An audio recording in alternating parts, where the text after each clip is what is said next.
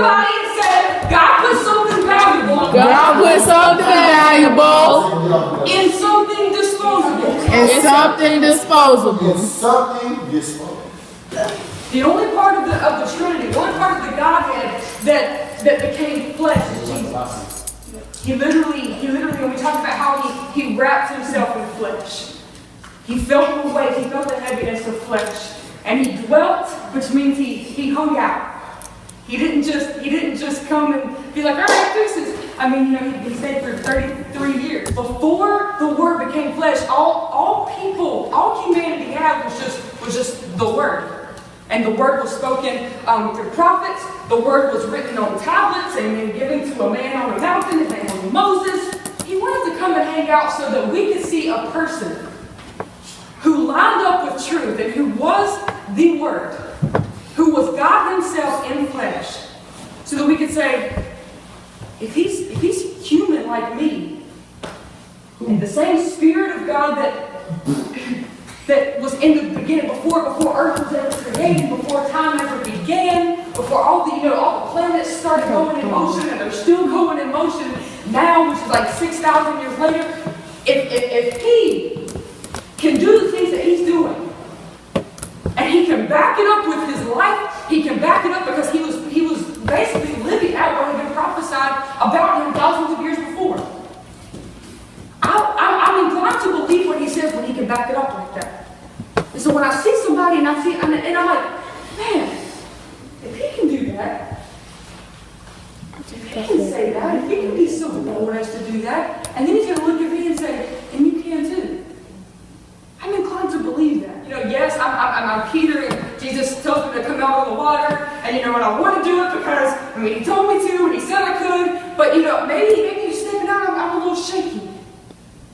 But then it's like after you see, man,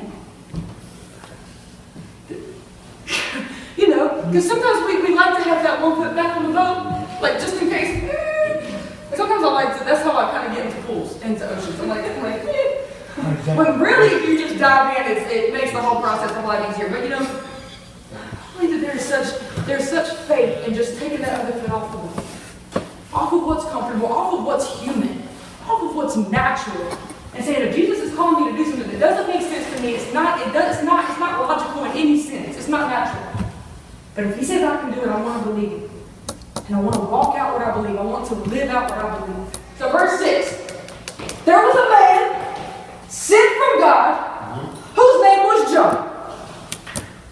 Now keep in mind, we are reading from the book of John. This is John, the disciple, John the beloved, but he's writing about somebody else named John. Does anybody know who this John is that he's writing about? John the Baptist. Yeah! You know anything about John the Baptist? Yep, he baptized Jesus. He did. Jesus' cousin. Yes. All right. Okay. Yes. So we're reading here in John 1. For those of you who don't know, there's 4 Gospels. What are the 4 Gospels? Mark. Yes. No, it's fine. It's fine. So Matthew, Mark, Luke, and John. The Matthew, Mark, and Luke they're more similar in their accounts of what was going on. John's was written many years after the other ones wrote, and his is kind of different. Obviously, his starts off like the beginning of Genesis. It doesn't start off with like genealogy like Matthew does or whatever. But he was writing this, and then the first time that we actually hear about John the Baptist is in Luke, and we're going to go there in just a minute. So there was a man sent from God whose name was John. He came as a witness. What is a witness? Someone who sees something and someone who speaks something. And I'm adding that because you think about going on a witness stand. You saw something, therefore you say something. Witnesses see and speak. So I want us to understand it's one thing to see something. I saw it. I saw a comfort, whatever. I can't unsee what I just saw. But I'm not just going to stop at seeing. I want to speak about what I saw. John was not polite. He understood that. Yes, he was sent from God. Yes, he had an assignment. Yes, he was Jesus' cousin. That'd be pretty cool, y'all, because we cousins. I lived in the womb when our moms met up and we were still in the womb together. I jump because, whatever. I mean, that's pretty cool. But I think it's pretty cool that Jesus is our brother. We are co-heirs. God is Father, Jesus is the Son, and we are now brothers or sisters. He is our brother. When we were watching the movie last night, and the people who have been persecuted for their faith, I don't know if you guys were as almost sick to your stomach as I was watching that, because we whine and we complain about the most petty things, and there are people who are literally in this day just getting tormented and getting beat up and they're having to watch their wives being tortured. They're having to watch their children being killed, all because of their faith in Jesus. And I'm like, what in the world? That doesn't make sense to me. That's why the Buddha's part of being sin against God. But it's not that God is causing those things to happen. No, there's mean people who hate Jesus. There's people who have hearts of evil and who don't want anything to do with Jesus and don't like people who do. And so they want to torture and they're so offended by Jesus. Because to be honest, Jesus is offensive. Jesus is so radical and he is so extreme that he makes you choose. He makes you choose. Either you're going to serve me or you're not. And even if it costs you everything, are you still going to serve me? It's a bold question. The question we left with last night was, is Jesus worth it? That's the question that's been going over in my mind all day today, and I am praying that it never leaves you. Is Jesus worth it? Is Jesus worth your life? Is he worth your surrender? Is he worth being mocked and made fun of and being persecuted? Is he worth you losing friends? Is Jesus worth it? I've answered he's worth everything to me. And there's this dude, John, who also made that choice.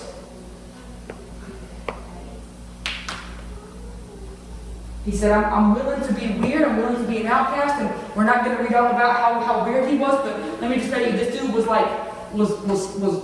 scraggly. He probably stunk really bad, and he ate bugs, and his clothes were made out of, I don't even know, potato sacks. That's what I think about. He would have been probably the most rejected and outcast person, and he didn't let anything stop him. He surrendered, and he made a choice.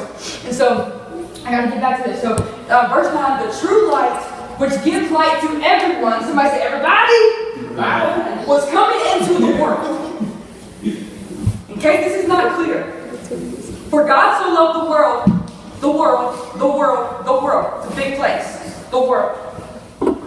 That whoever, that's anybody, that whoever believes, they're not going to perish.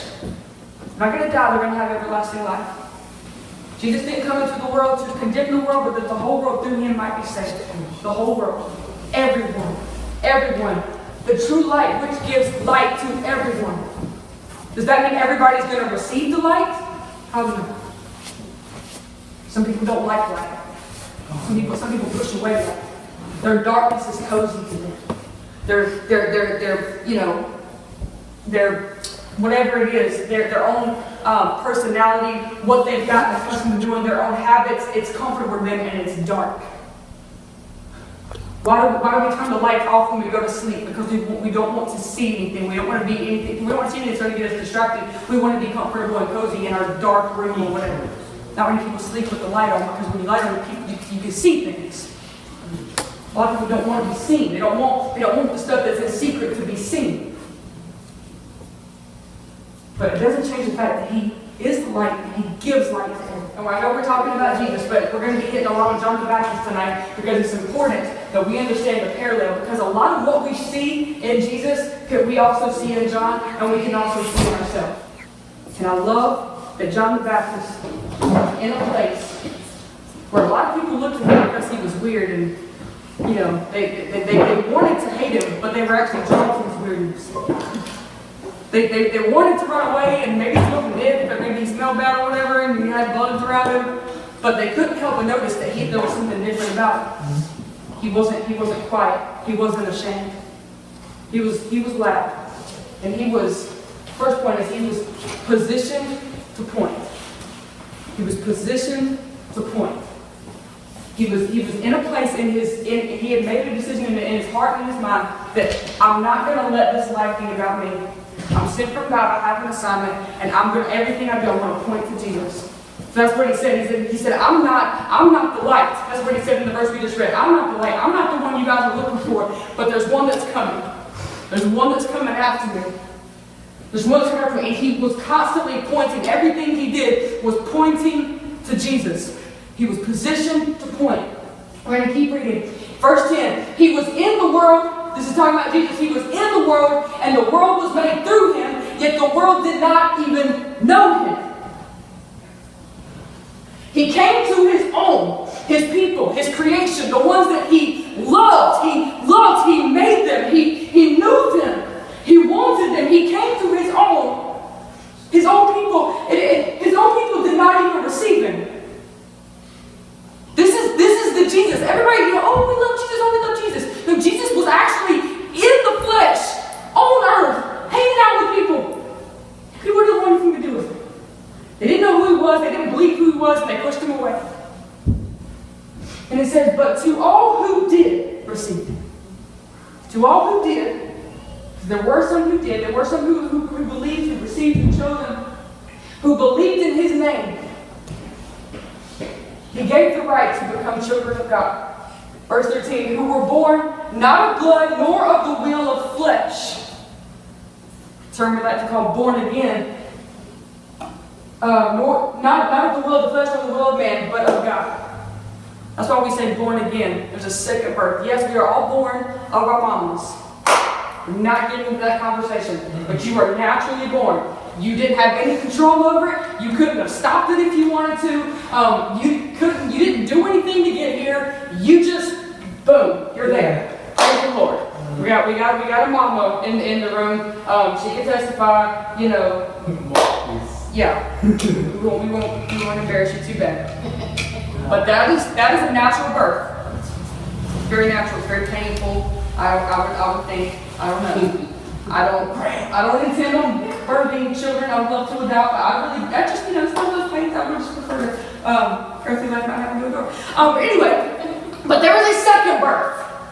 There is a second birth that you do choose, that you do have control over. It's a new family, it's a new DNA, new heritage, and you choose if you want to be a part of this. You choose whether you want to be born into this. And that's the birth that he's talking about. He says, who were born, and these are the ones who received him. He gave the right to become children of God. Children of God. My grandchildren, I call this, like I said, children. That's your heritage. You didn't do anything about your natural birth, but the spiritual birth, there's nothing that you can really do to earn or whatever. God wants to give it to you freely. You don't have to work at being born. You just choose. John bore witness about him, and he cried out. Now, when I say cry out, does that insinuate at all?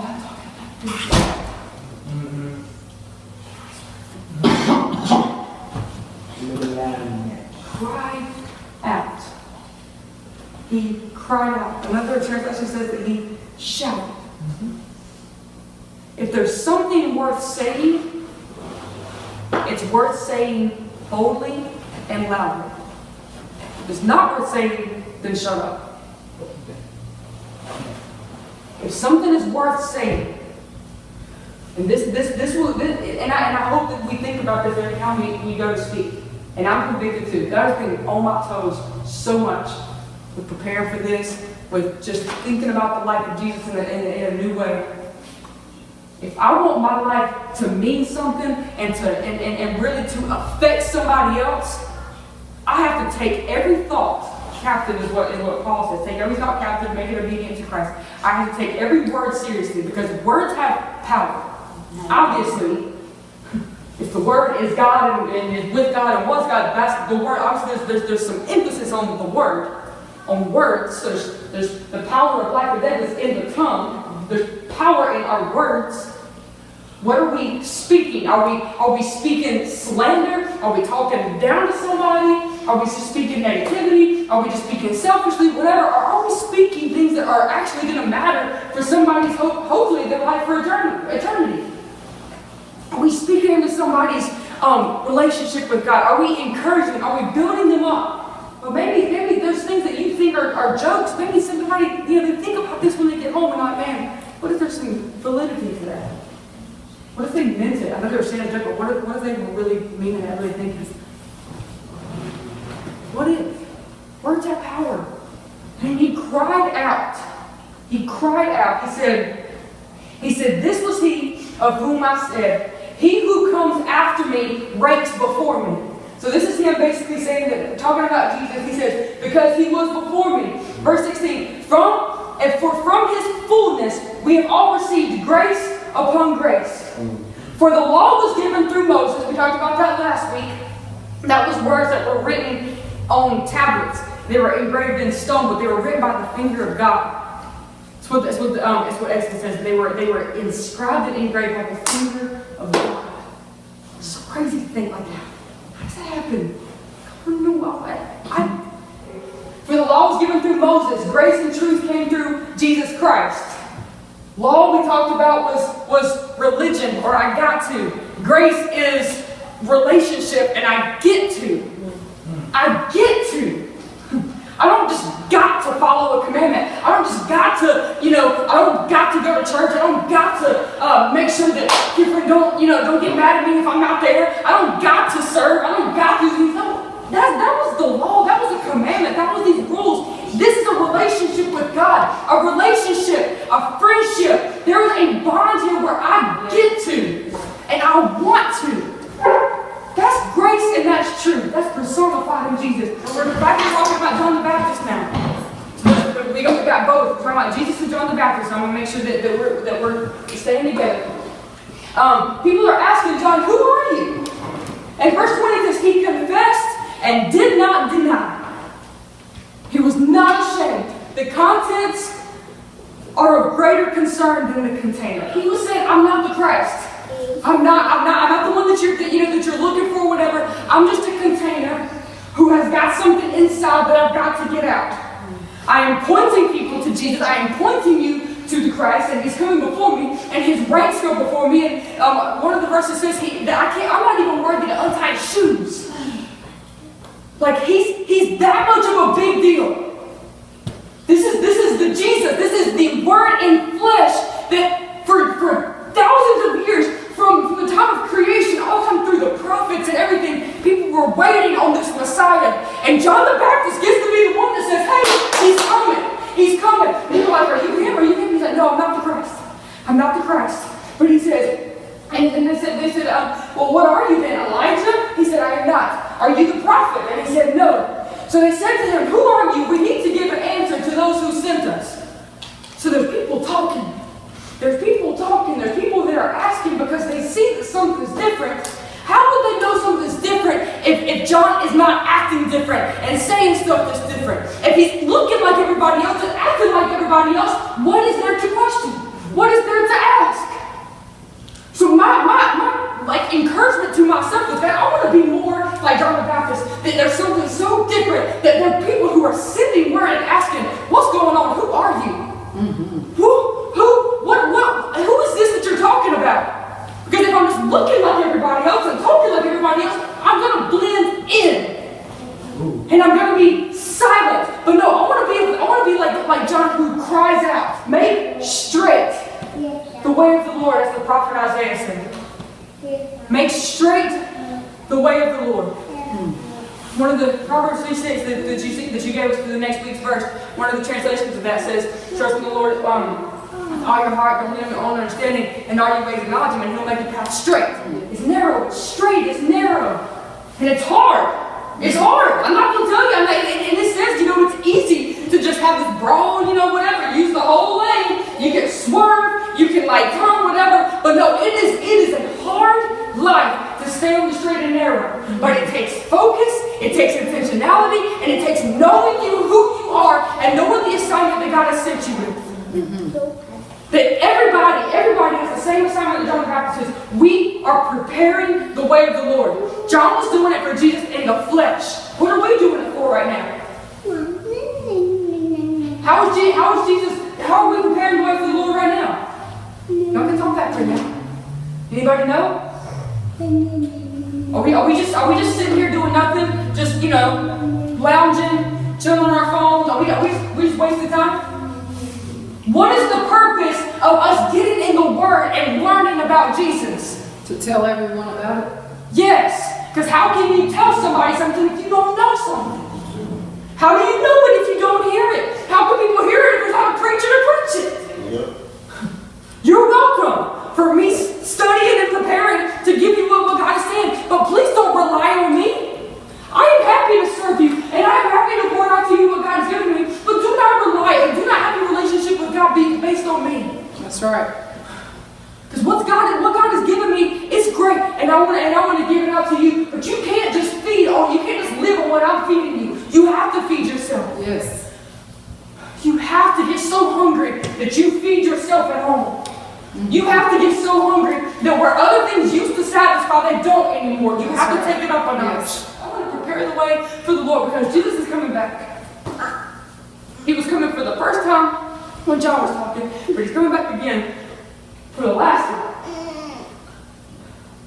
And it matters to me. It matters to me. Yes. But there are some people who aren't going to make it. Who aren't ready. Right now in this moment, they're not ready. And it matters. They matter to me. Mm-hmm. And where I can't physically go to everybody and tell them, hey, you need to love Jesus, you need to get your life, you need to get your relationship with God right. I can't get to everybody, but can you imagine the multiplication that if every single one of us, if every single one of us would have the same mentality of I'm crying out in the wilderness, I'm preparing the way for the Lord, I'm preparing the way, I'm making sure everybody knows He's coming. Yes, He's coming. Yes. He's coming, He's coming, He's coming. He's coming, guys. He's coming. I cannot emphasize this enough. I cannot get in your face like I want to sometimes and be like, yo, I know you don't care. I know you're more concerned with how you look to everybody else and your cool factor or whatever, but He's coming. Yes, He is. And there's people that you're connected to that God has already assigned you to be the one who leads them to me, but you're too concerned with your personality and your popularity. Yep. That is strong. It is strong, but it's so true. It's so true. You are on assignment. Jermaine, you are on assignment. You might run from it. You might not want it, but you are on assignment, and that doesn't change. God has called you out. You're on assignment. He set you apart. Joseph, you're on assignment, man. I just want to encourage you. There's people that you play soccer with. And I feel this very strongly. There's people that you play soccer with. And you're a cool kid and you are just getting cooler by the minute. And people are drawn to you. And they're drawn to your skills and they're drawn to your humor. And they're drawn to your cool hair. And they want to be like you. But I beg you, point them to Jesus. Yes. Point them to Jesus. In Luke 3 it says the Word of God came to John. Now, it's not the Word in the flesh yet. So how can the Word of God come to somebody who hasn't met the Word of God yet? Before Jesus came, who personified the Word in the flesh, what was all people had? Don't know. Old Testament. They had these scrolls. They had words that were written in scribes, and they had prophets who wrote stuff down. And people wrote down a lot of stuff because when God was speaking, obviously, how do you think we have the Bible? Because people wrote down what they saw. They wrote down what God said. They wrote it down because they knew that generations later, people like us were going to learn and to grow and to see Jesus in a new way from what they wrote. So cool, so cool. You don't have time to stand there right now. But he says the Word of God came to John, the son of Zechariah, in the wilderness. And he went in to all the region around the Jordan, that's a river, by the way, proclaiming a baptism of repentance for the forgiveness of sins. As it is written in the book of the words of Isaiah the prophet. So this lets you know John was reading for himself. He hadn't yet met the Word of God in flesh. He made a decision to dig, and it says that he was in the wilderness. And I think about a wilderness, I think about, like, the word is a desert. I think about a lot of dirt. And in order to find something that's life-giving in the dirt, what do you have to do? Dig. So you have to dig in the dirt, in the desert, when stuff doesn't make sense, and it looks like that you're confused. And I have so many points. We're gonna have to, I don't know, maybe somebody else will preach it next week. Or maybe I'll get to it. I haven't had time to get there. But in the wilderness, it has a tendency to disorient you and to distort things. And in the desert, you can dig and you can discover. You can find what you're looking for. You can find life. And he found truth when he dug in the book of Isaiah. He was reading the words of God through Isaiah the prophet, and it said, and this is how we figured out who he was. It says that verse 4, as it is written in the book of the words of Isaiah the prophet, the voice of one crying out in the wilderness, prepare the way of the Lord, make his path straight. Every valley shall be filled, and every mountain and hill shall be made low, and the crooked shall become straight, and the rough places shall become level ways, and all flesh shall see the salvation of God. And I have this picture of a waterfall. Y'all see this nice little picture of a waterfall? It's kind of, I got it washed out, but it's real pretty. I love waterfalls. And I was thinking about this waterfall, and it says that the rough places shall become level ways. When the water is running off of that cliff, or off of that, ledge, spout, or whatever I'm gonna call it, a spout. Imagine the power. You think about, like, sometimes meals. Is that what it's called? They're powered by water. Water is very forceful, and it says that. And the rough places shall become level ways. I think about a waterfall, like consistently hitting on something that maybe it was rocks, maybe it was, I don't know, like things that are uneven. But after that water is consistently hitting it, it makes it smooth, it makes it level. Can you imagine, as John the Baptist, he was reading what a prophet wrote thousands of years ago, reading about himself. That's kind of cool to me. You know what else is kind of cool? When I'm reading the Word today, I can literally put myself in some of the stuff that I'm reading in the Scriptures. When it's talking to, when Paul was talking to the church, or when there's words like all and everyone, I can put myself in that, and I'm like, man, somebody was writing about me thousands of years ago. Somebody was thinking about me. Somebody they might not have, they didn't know my name. Isaiah didn't know the name. It just said, what did it say? Isaiah the prophet, the voice of one. That's what he said. That's what John said. I'm the voice of one. He didn't know his name. It didn't matter. Maybe whoever was writing, these scriptures, they didn't know your name, but they had you in mind, and they were writing about you. And when you read it, you got to take it personal like that. It's real stuff. So he was reading about himself, and so he was prepared to pave. He was prepared to pave. What does it mean to pave? If you use the word to describe the word that you try to describe, no, I understand. But yeah, you're making a path. You're smoothing out. You're making way for it. Think about paving roads. I wonder what Raccoon County used to look like before roads were paved. But John, he was reading about himself, and so he was prepared. He was prepared as if somebody already spoke this over him, and he accepted it, but then he prepared himself. He had a choice. Do I believe what this said? And if I do I walk it out? Or do I just disregard it like it was written for somebody else? Is that what we do when we're reading the Word? We disregard it like it's written for somebody else? No. It's for us. The Word is just for that person that you can't stand just as much as it is for me and you. That's right. God's love and His grace extends to the people who we despise, and the people who are least deserving, the people who have brutally murdered people. That's how far His grace reaches. That's right. That's right. Do you believe that? Are y'all with me? His grace is not for people who sit in church pews all the time. That's right. Yes, we receive it, but sometimes we put pride in our church attendance or, in our whatever. I pray today. The same grace that we've received is the same grace that somebody else can reach out and get that is on death row because of the worst thing that you can imagine. In Matthew 7, it says that we enter by the narrow or the straight gate, for the gate is wide and it's easy that leads to destruction. Destruction, in this case, it means eternal death. In hell forever. We'll make it really plain. That it's really easy to get to hell.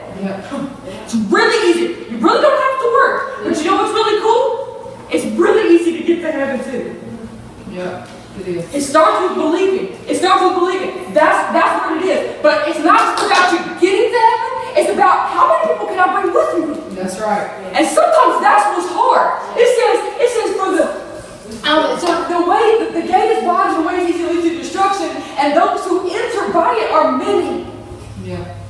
I don't like that, but it's the fact of the matter. I don't like it. I don't like there's a lot of people going to hell, and every second that I'm talking, there's somebody in the world that's dying and going to hell. I don't like that. But what am I doing about it? What am I doing about it? I'm preaching. I'm living. I'm living loud. I'm not being ashamed. That's right. I'm letting my life point to something bigger. I am paving. I am preparing. I'm paving the way because Jesus is coming back. Yes, he is. And I don't just want to live to get to heaven. I want people to come with me. In case you're wondering how to keep your path straight, and I know it's hard, but here's the way. It says your word in Psalm 119, 105. I encourage you guys, if you can, read the whole chapter of Psalm 119. It's amazing. Yes. It's talking about the word. It says your word. Somebody say your word. Your word. What is his word? The Bible. It is a what? What does it say it is? It is a. You know, read it. It's a little small. Your word is a lamp Unto your feet. to my feet. Meaning, yeah, I know it's dark sometimes. Yeah, I know I can't see where I'm going sometimes. But this word lights my feet up so that I can see my next step. And it says that it is a light to my path. What is? Book. I'm not being it. I just love this.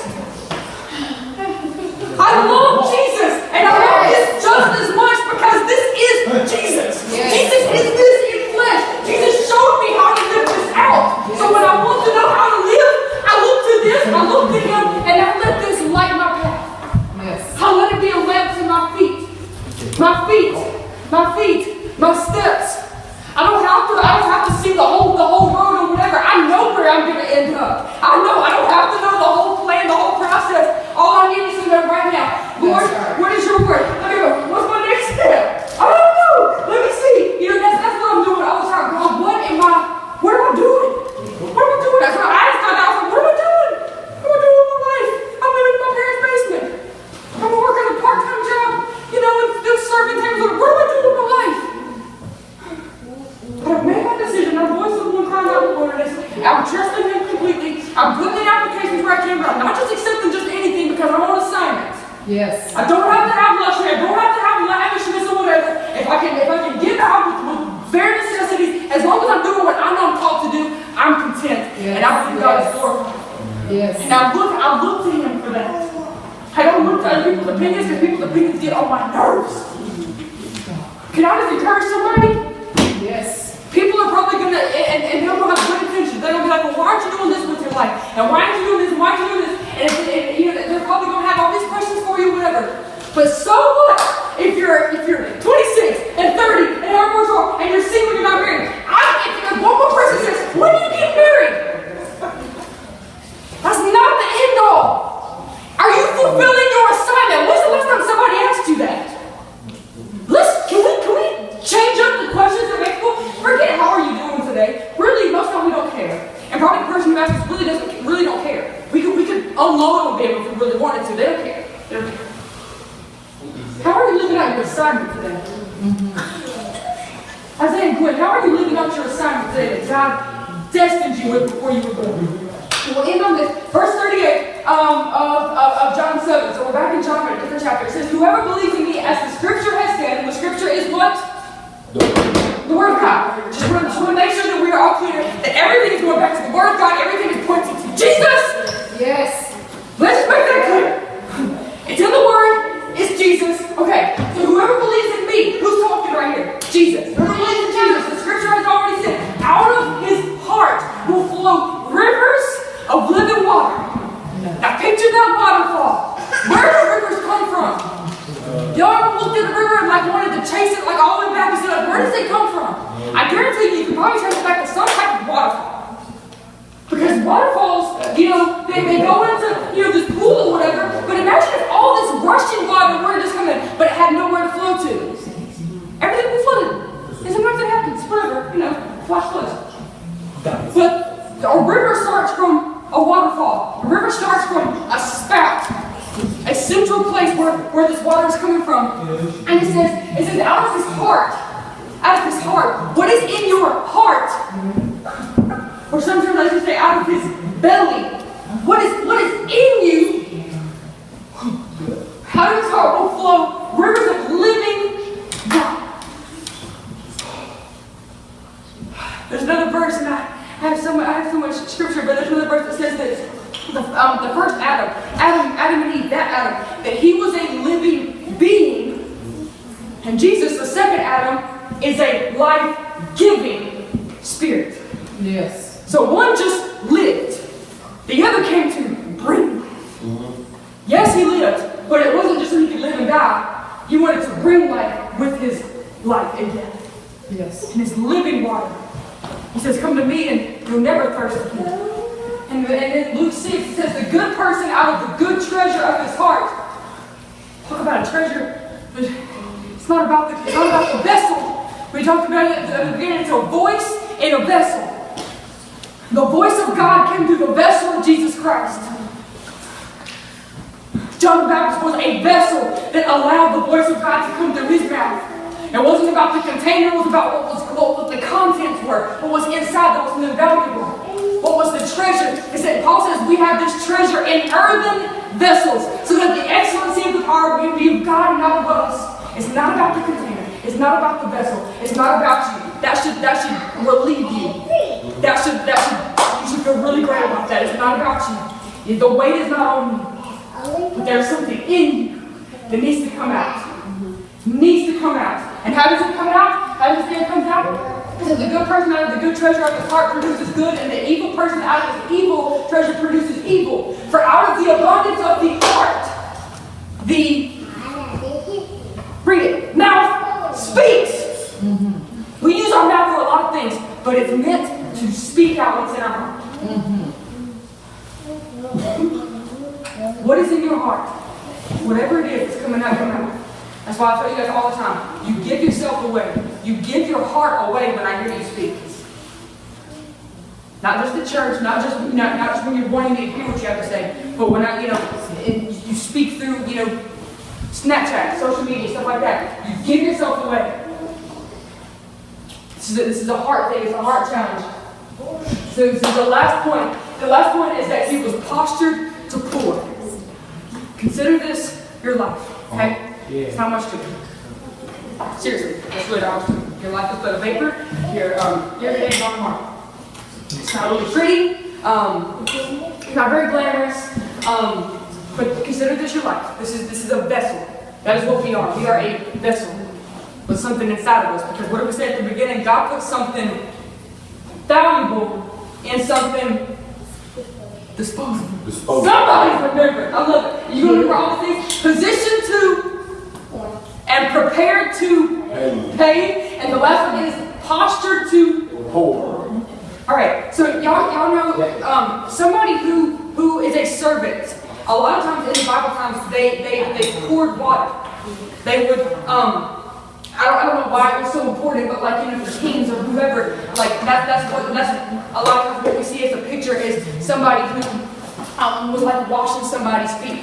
They poured water, or in the judicial system there, they literally washed their hands of matters to say, I'm done with it. They poured, and it was these servants. We are servants of Christ, okay?